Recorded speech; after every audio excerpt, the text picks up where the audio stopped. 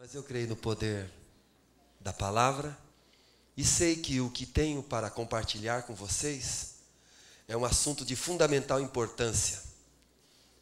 Independente da grande parte aqui do público serem jovens, mas é um assunto de extrema importância para a vida de vocês, porque foi para a minha.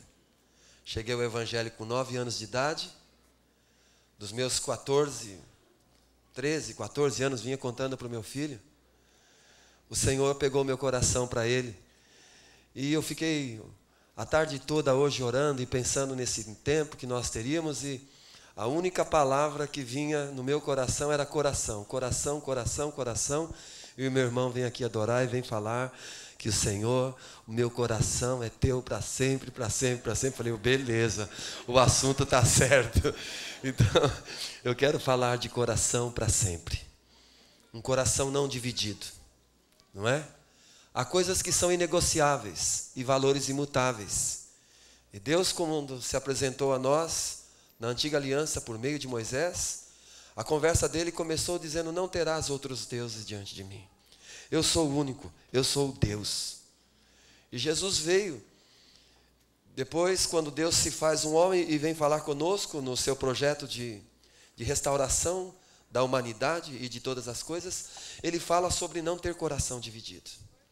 E é sobre isso que eu quero falar com vocês. Quero usar o assunto de dinheiro, de coisas, para pensarmos a respeito de Deus ser o primeiro em nossas vidas. Mateus capítulo 6, versículo 33 diz: buscar em primeiro lugar o reino de Deus. É uma ordem, não é uma ideia. É uma declaração, é algo que está ali marcado por Deus no coração de cada um de nós. Buscar em primeiro lugar o reino de Deus e a sua justiça. E a palavra continua dizendo que as demais coisas, ou seja, o reino de Deus é o primeiro, as outras são as demais. E sobre isso eu queria que você abrisse comigo, por gentileza, no texto tão conhecido da palavra. E você jovem que está aqui nessa noite, que tem naturalmente, de uma maneira natural, uma análise comum, porque até esse encontro ele pode acabar no céu, mas de uma certa forma normal, os jovens têm mais tempo do que a gente. E vocês têm mais coisas a resolverem, decidirem e se posicionarem, conquistarem do que nós, por exemplo, do que eu, que tenho 52 anos de idade. E parece que foi agora há pouco, estava contando para o meu filho, parece que foi agora há pouco que com 16 anos eu fui a uma igreja local pregar o Evangelho. Agora há pouco, eu já estou com 52. Então, Mateus capítulo 6, versículo 19 e 24. Eu não vou mudar o tema daquilo que o Osmar tinha proposto no coração há mais de um mês atrás, e tenho certeza no meu coração, ao chegar aqui, que é isto mesmo que o Espírito Santo quer de nós e é o que nos importa. Amém, amados? Diz o Senhor. Ele está no Sermão da Montanha, ele estava falando sobre oração, sobre jejum. Os discípulos tinham perguntado para Jesus, em Mateus 6, como deveria orar. E Jesus, mais do que ensinar uma oração, ele traz um modelo de vida. E no modelo de vida do céu, ele toca nesse assunto de Mateus capítulo 6, versículo 19 em diante, cujo tema é os tesouros no céu. Não acumuleis para vós outros tesouros sobre a terra, onde a traça e a ferrugem corroem, e onde ladrões escavam e roubam. Mas ajuntai, perceba os verbos, não acumuleis, mas ajuntai para vós outros tesouros no céu, onde traça nem ferrugem corrói, e onde ladrões não escavam, nem roubam. Porque onde está o teu tesouro, aí estará o teu coração. Por favor, você pode repetir? Por quê? Onde estiver o meu tesouro, ali estará o meu coração. Que coisa interessante. A gente sempre julga que as coisas nos seguem, mas Jesus ensinou e disse que não é. Que nós seguimos aquilo que nos é tesouro. O nosso coração segue aquilo que nos é tesouro. Eu quero falar com vocês e não vou falar de dinheiro. Vou falar de coração, mas dentro do assunto, só para algumas informações para a gente aqui, Jesus, no seu ministério, ele falou 215, tem 215 versículos, temas que ele falou sobre fé. Sobre salvação, 218. Agora, sobre finanças, sobre dinheiro e coisas, ele falou 2.084. 2.084 citações, conversas. Ora, a salvação é importante. A fé, sem a fé ninguém será salvo. E ninguém vai ser salvo por dinheiro. Então por que Jesus falou tanto sobre dinheiro? Será?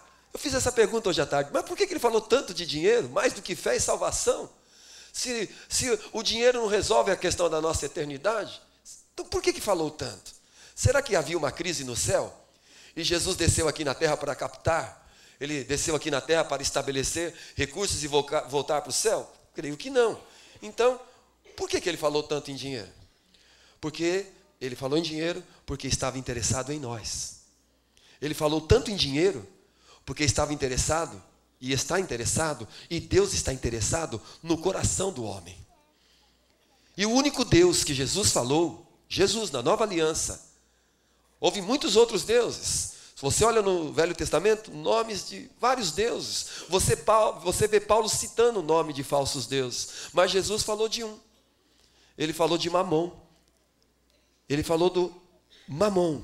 E ele disse que onde estivesse o tesouro, ali estaria o nosso coração. Às vezes, quando a gente lê na Bíblia coração, muitas vezes fala do nosso espírito. Mas nesse caso, o coração aqui está falando de Eb. Essa palavra no grego, Eb, quer dizer, onde estiver o nosso intelecto, onde estiver a nossa atenção, os nossos sentimentos internos, desejos, olha isso.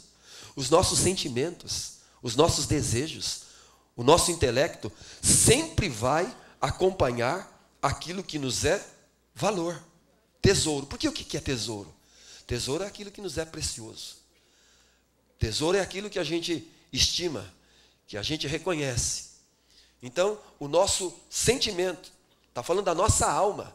Eu achei interessante quando nós cantávamos que a nossa alma, o Senhor tem o nosso coração para sempre, e a nossa alma, o Senhor tem a nossa alma, porque a parte de nós que sente, que deseja, que tem emoção, que decide, é a alma. É a alma. Por isso que a nossa alma precisa receber todo o fluir do Espírito Santo no nosso espírito, para que ela esteja debaixo do governo do Senhor. Nossa alma nunca será neutra. Ela vai expressar tudo aquilo que está acontecendo ou não no nosso espírito. Isso é tão sério que Jesus disse, a palavra de Deus, não Jesus, mas no Velho Testamento, em Jeremias 17:9, diz que a coisa mais enganosa que pode existir, você já fez algum negócio enganado? Você comprou algo enganado? Mas a Bíblia diz em Jeremias 17:9 que não há nada mais enganoso do que nosso próprio coração. Não há nada mais enganoso do que o nosso coração. Então, aquilo que nós valorizamos, nós investimos tempo, energia e recursos. Saiba disso. A nossa vida passará. E, baseado na compreensão que nós temos de valores, é ali que nós colocaremos a nossa vida. Eu ouvi o meu irmão dizendo que passamos a semana, né? Hoje o primeiro dia da semana, mas a semana passada, todas as noites aqui. Isso é uma declaração de valor. Investiu-se tempo, energia e recursos. Então, quando nós passamos ofertas, recolhemos ofertas, dízimos na igreja, a gente pensa às vezes que esse negócio é para a gente ser abençoado. Esse negócio é para a gente ter mantimento na igreja, para não faltar nada. Isso é bíblico, é um fato. Mas na verdade, não é. O tema é o coração. O tema é o coração. Porque o tema de Deus é o nosso coração. Porque saiba você, Deus nos quer. Isso é um absurdo. Deus nunca desistiu e não desistirá de nós. Porque Deus nos ama e nos quer. E Ele disse que Mamon pode dividir o nosso coração, que é aquilo que Ele quer. Mas eu quero dar um exemplo para vocês, como esse negócio de coração é coisa séria. Por exemplo, Ezequiel capítulo 28, quando a palavra menciona um rei, e esse rei, alguns, e eu creio também, que esse rei não é simplesmente o rei Tiro, mas fala de Satanás. Por exemplo, Ezequiel 28, do versículo 11 a 15, olha o que está escrito. Veio a minha palavra do Senhor dizendo: filho do homem, levanta uma lamentação contra o rei de Tiro e diz-lhe: assim diz o Senhor Deus, tu és o sinete da perfeição, cheio de sabedoria e formosura. Estavas no Éden, jardim de Deus. Eu não creio ser esse o jardim do Éden que Deus colocou Adão. Eu creio que seja esse o primeiro Éden antes de Adão. O Éden lá da eternidade passada, porque mais para frente nós iremos entender isto. De todas as pedras preciosas te cobrias, o sárdio, o topázio, o diamante, o berilo, o ônix, o jaspe, a safira, o carbúnculo e a esmeralda, de ouro se fizeram os engastes e os ornamentos. Ouça isso agora. No dia em que foste criado, foram eles preparados. No dia que esse rei de Tiro foi criado, essas pérolas, essas joias, elas foram preparadas. Olha o 14. Tu eras querubim, da guarda ungido. Está falando de Lúcifer. E te estabeleci, permanecias no monte santo de Deus, no brilho das pedras andavas. Perfeito era nos teus caminhos. Perfeito era nos teus caminhos. Perceberam? Quem era? O versículo 15, a gente vai ler. Volta para o versículo 2. Vamos ler a palavra. Filho do homem, dize ao príncipe de Tiro, assim diz o Senhor Deus, visto que se eleva o teu coração,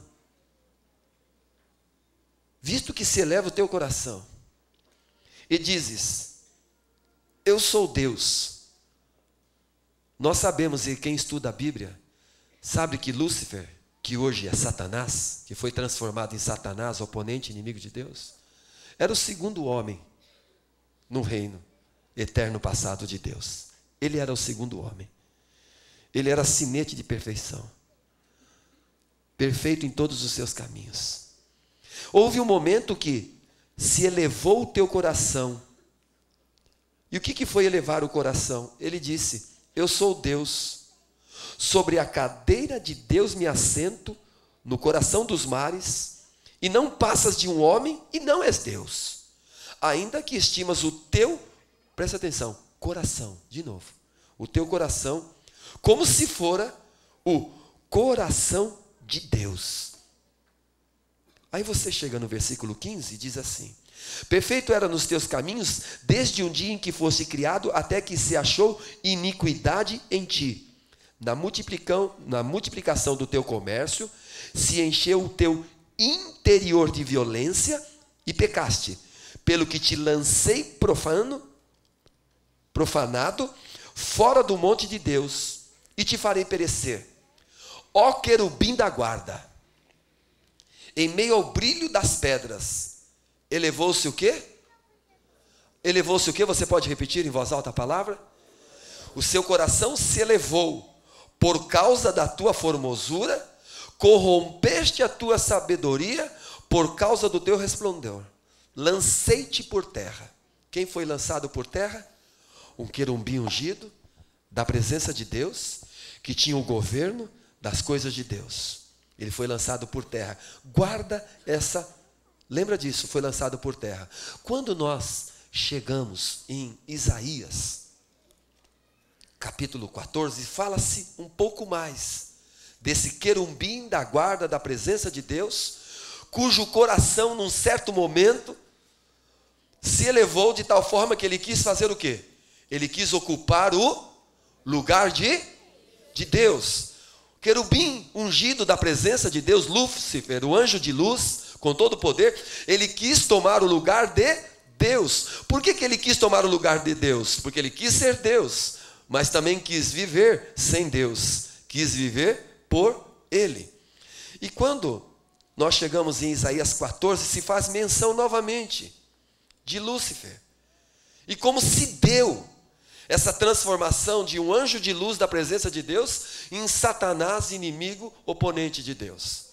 Aí Isaías 14 diz assim, versículo 13, ou melhor, versículo 12. Como caíste do céu, ó estrela da manhã, filha da alva, como fosse lançado por terra, tu que debilitavas as nações, tu dizias onde? No teu coração, tu dizias no teu desejo, nas tuas imaginações, nas tuas emoções, nos teus sentimentos, tu dizias, o que você dizia? Eu subirei ao céu, acima das estrelas de Deus exaltarei o meu trono, e no monte da congregação me assentarei, nas extremidades do norte. Olha os verbos, subirei acima das mais altas nuvens, e serei semelhante ao Altíssimo. Contudo, serás precipitado para o reino dos mortos, no mais profundo do abismo. Os que te virem, te contemplarão, hão de fitar-te e dizer-te, é este homem que fazia estremecer a terra e tremer os reinos? Que punha o mundo como um deserto e assolava as suas cidades? Que a seus cativos não deixava vir para casa?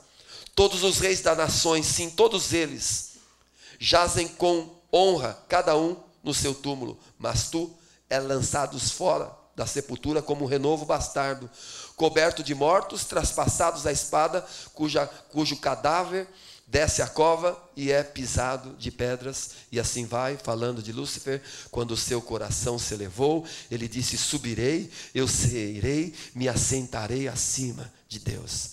E é interessante que quando ele foi lançado à terra, Deus coloca Adão na terra, onde ele já tinha sido lançado. A palavra nos diz que quando Deus formou a terra, quando a gente lê Gênesis, do versículo 1 de Gênesis ao versículo 12, houve um espaço. No princípio criou Deus o céu e a terra, versículo 1. Versículo 2 diz que a terra era sem forma e vazia. Mas lá em Isaías diz que Deus não criou a terra sem forma e vazia. Satanás foi lançado à terra e trouxe deformidade a ela. O Espírito Santo de Deus colocou as coisas em ordem e Deus coloca o homem na terra. E dá a Adão domínio, poder e autoridade. Satanás se apresenta a Adão. E o que diz para ele, esse antigo Lúcifer? Você pode ser Deus. Você pode ser maior do que Deus. O que faltava para Adão, pessoal? O que faltava para Adão? Tudo que existia na terra pertencia a Adão. E ele tinha domínio, poder e autoridade. O que faltava para ele? Satanás disse o que faltava para ele. Satanás disse, falta para você ser Deus. Você tem algo mais que você não é. O quê? Deus. Ele trazia a imagem e a semelhança, mas foi o que Satanás disse para ele. Você precisa ser Deus. E ele acreditou que ele podia ser Deus. Como que ele seria Deus? Seu coração iria se elevar, e ele, com um ato de comer da árvore do conhecimento do bem e do mal, como Deus sereis. O que é interessante é que Lúcifer se tornou Satanás e não pôde ser mais usado para os propósitos de Deus de avanço do seu reino. Ainda que Satanás, eu costumo dizer, até o diabo é o diabo de Deus. Adão não pôde mais ser um servo. Por quê? Porque elevou-se o seu coração. Ele quis tomar o lugar de Deus. O que Deus deseja? O que Deus deseja? O nosso coração. O que se elevou em Lúcifer? O coração. O que se elevou em Satanás? O coração. Aí vem Jesus, em Mateus capítulo 6, 24, e diz assim, ninguém no sentido de impossibilidade, ninguém pode servir a dois senhores. Ninguém pode ter coração dividido. Por quê? Porque há de se dedicar a um e desprezar o outro. Porque amará a um e odiará a outro. São questões de valores. E aí Jesus toca no assunto de quem? Não podeis servir a Deus e as riquezas. Em algumas versões, não podeis servir a Deus e a Mamon.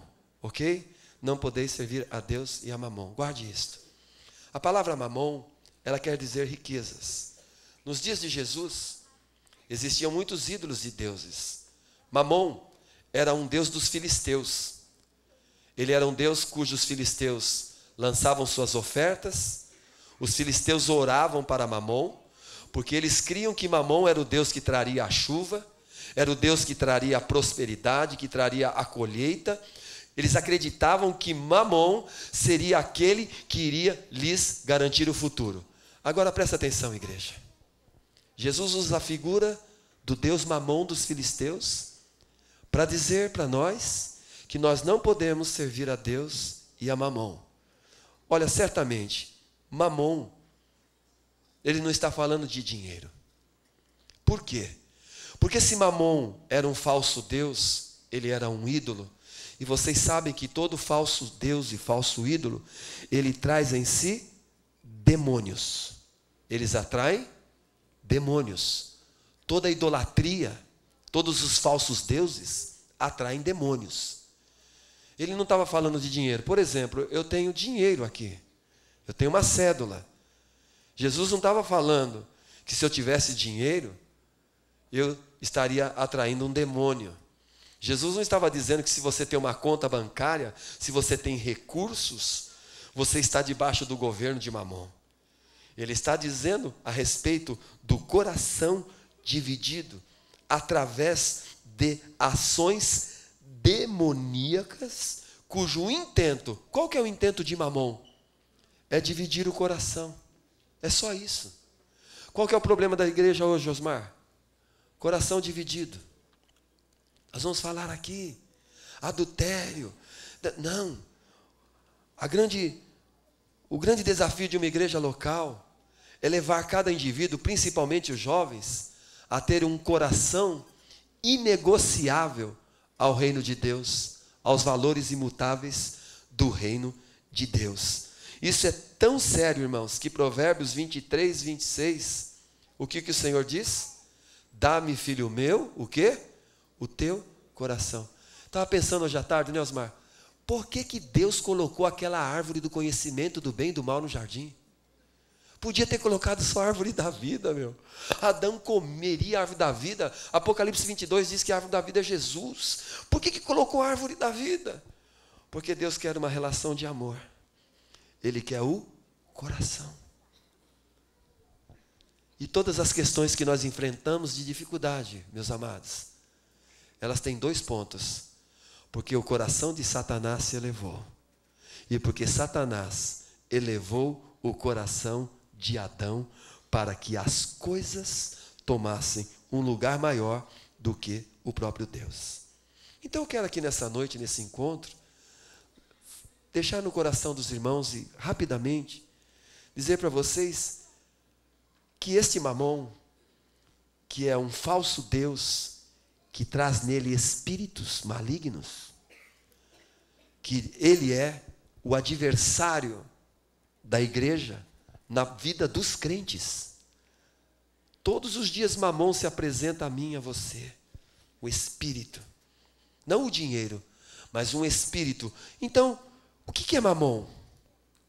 Mamon é um Deus falso que quer tomar o lugar de Deus nas nossas vidas. Ou seja, Mamon, ele diz que ele fará por nós o que só Deus pode fazer. É isso que ele faz. Mamon promete tudo que Deus prometeu. E ele, Mamon, Satanás, que veio para matar, destruir e roubar, como diz em João 10:10, ele promete-nos aquilo que Deus nos prometeu. Como ele atua? Como Mamon atua? Mamon atua como Deus verdadeiro. O falso Deus Mamon atua como o Deus verdadeiro atua. Por exemplo, Mamon atua dizendo que ele dá segurança. Quem disse que nos dá segurança? Deus é a nossa segurança. Eleva os meus olhos para os montes, de onde me virá o socorro? O meu socorro vem do Senhor, que fez o céu, a terra e o mar. Mas o que Mamon fala? Mamon dá segurança. Por exemplo, se você estivesse perdido, num lugar, num país que você não conseguisse falar a língua, você estivesse sozinho, você preferiria ter muito dinheiro ou ter Deus no governo? Com o bolso vazio. Com muito dinheiro você ia comprar um intérprete, você iria para um hotel, você ia pegar um carro, você ia pegar um avião. Agora, se você estivesse só com Deus, o que você faria só com Deus?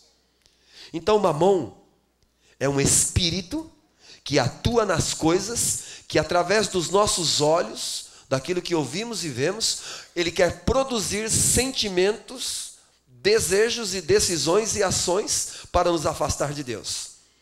Segundo ponto que Mamon exige, que Deus nos exige de nós, o falso Deus, que é capaz de nos tirar de servir o Senhor. Ele exige santificação e dedicação. Esse falso Deus que Jesus disse, ele exige santificação. O que é santificação? Separação.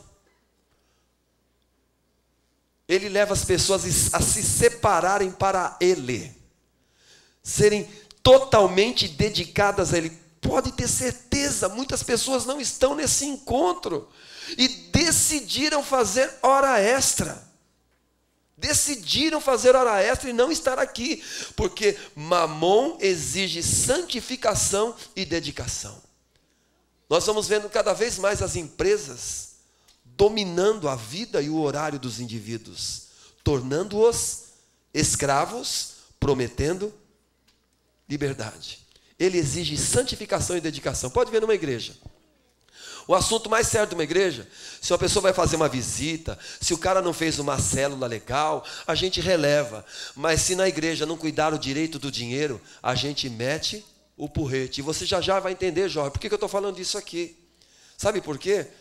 Porque tudo que envolve as coisas tornam-se de um valor muito importante no coração do homem. E isso é uma coisa estranha. Vocês acham que Jesus conhecia Judas? Jesus conhecia Judas, ele conhecia tudo. Ele pega o dinheiro e dá para quem?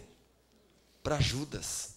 Jesus pega o dinheiro e dá para o pior. Deu para Judas. Deu para o tesoureiro. Acho que Jesus ali pisou na cabeça de Mamon. Dependo do meu ministério e do meu pai. O que mais que Mamon exige de uma pessoa, de um jovem? Ele exige o melhor. Ele exige o melhor. Você vai nas empresas hoje? Passei 4 horas dentro aqui da JBS. Hora do almoço. Mais de 2.000 executivos. NBA. Os melhores. A hora que desceram, eu fiquei olhando aquilo. Falei, meu Deus. E o cara foi fazendo os negócios lá e conversando com ele, me falando de quem eram aqueles jovens. E eles estavam dizendo o critério, a seleção, porque Mamon, ele quer os melhores. Ele quer os melhores executivos. Ele quer os melhores. Ele exige. Agora, Deus quer os melhores para o seu reino? Deus quer os mais capacitados para o seu reino? Pelo poder do Espírito Santo, Deus também quer. Aqueles que pelo poder do Espírito Santo poderão ser para a glória de Deus os melhores no seu reino, como foi o apóstolo Paulo. Mamon exige o melhor, como Deus exige. Mamon exige melhor. Por exemplo, se um cientista na nossa igreja, se um doutor na nossa igreja, na nossa comunidade, ele decide largar a sua engenharia, a sua empresa, para se dedicar às células, Osmar. O cara ganha 100 mil reais por mês. Ele larga tudo, por quê? Porque eu vou fazer algo melhor. O que você vai fazer? Eu vou cuidar de pessoas, agora eu vou ganhar 5 mil reais. O que vão falar desse homem? Que ele está louco. Que ele está louco. Vão falar o quê? Nossa, que desperdício. É o espírito de Judas. É o espírito de Mamon. Quando aquela mulher lançou aquele unguento de Jesus, que desperdício. Ele exige o melhor. Outra coisa que Mamon exige, ele exige respeito por ele. Mamon faz com que o homem o respeite. Não consegue dormir pensando nele. Fica ansioso pensando nele. Faz loucuras. Loucuras pensando nele. Toma decisões. Como poderá ser ele melhor com Mamon? Deixa eu te perguntar. Você tem nesses dias, jovem, perguntado como poderei ser melhor nas mãos de Deus e no seu reino? Eu já estou terminando. Mamon é um espírito atuando no mundo. Se colocássemos um ídolo, uma imagem, na Praça da Sé ou na Avenida Paulista, nós cristãos não iríamos lá nos prostrar, ok? Não iríamos. Mas Mamon se disfarça. Se disfarça nas grandes salas, nas grandes empresas, nos grandes lugares de comércio.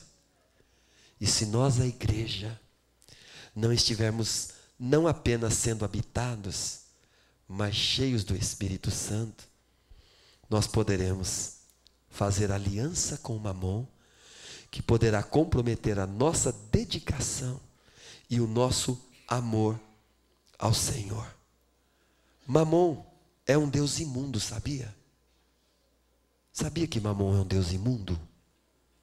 Por exemplo, Mamon se manifesta através do dinheiro, uma cédula. Ó. Essa cédula aqui, eu não sei, mas ela pode ter sido usada para pagar um médico que fez um parto. Essa cédula aqui pode ter sido usada como uma oferta.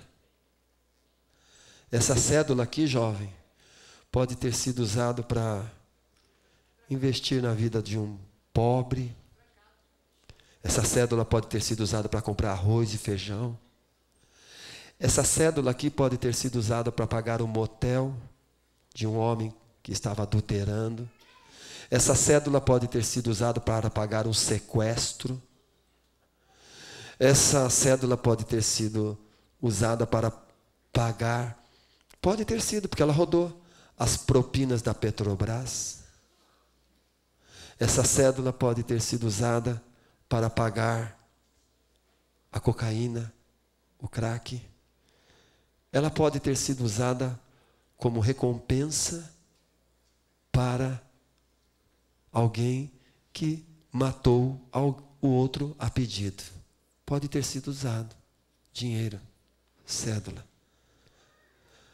Por que Jesus diz para a gente trazer dinheiro para a igreja? Porque Mamon, quando o espírito de Mamon é colocado no coração do homem sobre as coisas, há uma transferência espiritual. Quando nós dizimamos e ofertamos, nós santificamos o que Deus coloca nas nossas mãos. Nós santificamos. Por que você está falando isso aqui, Nadine, numa reunião assim, tantos jovens que estão aqui? Porque eu dos 14, e já vou terminar aqui, dos 14 aos 20 anos, comecei a trabalhar com 12. Do trabalho que eu realizava, eu só recebia o dízimo. Eu era diferente, eu não dava o dízimo. Eu só recebia o dízimo. Por conta do endividamento, daquilo que Mamon fez na nossa casa, eu só recebia o dízimo. Então eu entregava os 10% do meu salário na casa do Senhor e santificava. E eu pisei na cabeça de Mamon nesse tempo na minha vida. E hoje, para a bondade e misericórdia do Senhor, não me falta nada. Então, quando essa cédula, quando as coisas caem nas nossas mãos, na mão de um jovem, esse jovem precisa santificá-lo. Quando nós dizimamos, nós santificamos os 90% que Deus nos entrega. E aqueles 10% também serão usados para a glória de Deus. Quando nós ofertamos, nós transferimos uma bênção para as coisas que Deus coloca nas nossas mãos. E eu quero só ler aqui um texto com vocês e pedir para o meu irmão ali, se puder, Osmar, por gentileza, a gente cantar sobre o nosso coração. Só isso. Na Bíblia, irmãos, 1 Samuel capítulo 13, versículo 14, Deus só falou de um homem, que era um homem segundo o coração dele. Quem foi esse homem que Deus falou? Quem foi? Quantos aqui desejam que Deus faça essa declaração a respeito de você? Um homem segundo o meu coração. Levante a sua mão. Vou perguntar de novo. Quantos desejam, na sua história de vida lá no final, ainda que não tenhamos final, mas nesse tempo nosso na terra, deseja que Deus diga a respeito de você, um homem segundo o meu coração. Uma mulher, um jovem segundo o meu coração. Davi não era segundo o coração de Deus pela maneira que ele lidava com a família. Não é? Ele não era um homem segundo o coração de Deus pela fidelidade que ele tinha para com os seus súditos. Ele matou um deles. Ele trouxe Betseba para sua casa. Né? Ele viu a sua família se decompor e ele não tomou atitude nenhuma. Viu o irmão, filho abusando da filha, irmão matando o irmão e não soube lidar. Mas a Bíblia diz que Davi foi um homem segundo o coração de Deus. Por quê? Vamos ler então, para a gente terminar e nós vamos orar. Por que Davi foi um homem segundo o coração de Deus? Porque em nenhum momento da vida de Davi, Mamon, o Deus, o Espírito que nós colocamos nas coisas, tomou lugar na sua vida. E esse foi o segredo de Davi. E esse deve ser o segredo de cada um de nós. E esse deve ser o segredo de todo jovem. Manifestar a integridade do seu coração diante de Deus pela maneira que lida com as coisas. Depois de Davi trazer todas as ofertas para a construção lá do templo de Salomão, que é uma figura, apenas uma figura da realidade do corpo de Cristo, a igreja, ele diz em 1 Crônicas 29:11: Teu, Senhor, é o poder, a grandeza, a honra, a vitória e a majestade, porque teu é tudo quanto há nos céus e na terra. Teu, Senhor, é o reino, e tu te exaltastes por chefe sobre todos. Riquezas e glórias vêm de ti. Olha só, teu, agora ele vem, tu dominas sobre tudo. Tu, na tua mão há força e poder. Contigo está o engrandecer e a tudo dá força. Agora, pois, ó nosso Deus, graças te damos e louvamos o teu glorioso nome. Porque quem sou eu? Satanás diz, eu quero ser Deus. Adão quis ser Deus. E Davi chega aqui e diz, quem sou eu? E quem é o meu povo para que pudéssemos dar voluntariamente essas coisas? Porque tudo vem de ti, e das tuas mãos tomamos. Porque somos estranhos diante de ti e peregrinos, como todos os nossos pais. Como a sombra são os nossos dias sobre a terra, e não temos permanência. Senhor nosso Deus, toda essa abundância que preparamos para te edificar uma casa no teu santo nome, vem da tua mão, e é toda tua. Bem sei, meu Deus, que tu provas os corações. Você será provado no teu coração. Eu serei provado no meu coração. Sobre quem nós iremos servir.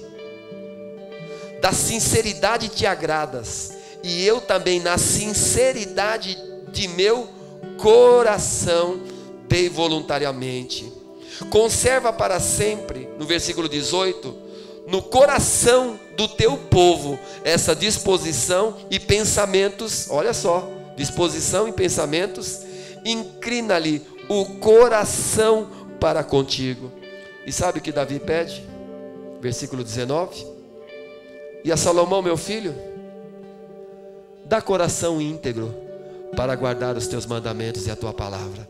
A você, jovem que está aqui nessa noite, eu peço ao Pai, dê a eles coração íntegro, que Mamon não divida o coração deles, para que eles possam ser dedicados ao Senhor, para que eles possam ter percepção espiritual de que não há nada melhor, não há nada maior do que nós andarmos no caminho do Senhor, viver na sua presença em integridade de coração, viver os nossos dias na terra como forasteiros, peregrinos e cidadão dos céus, como tendo tudo, mas como não possuindo nada, para a glória de Deus. Então nós viveremos para a glória do Senhor, e Mamon será destituído do nosso coração, e as obras das nossas mãos o Senhor há de abençoar, porque nós servimos a um só Deus, aquele que é, que era e que há de vir para todo sempre, em nome do Senhor Jesus Cristo.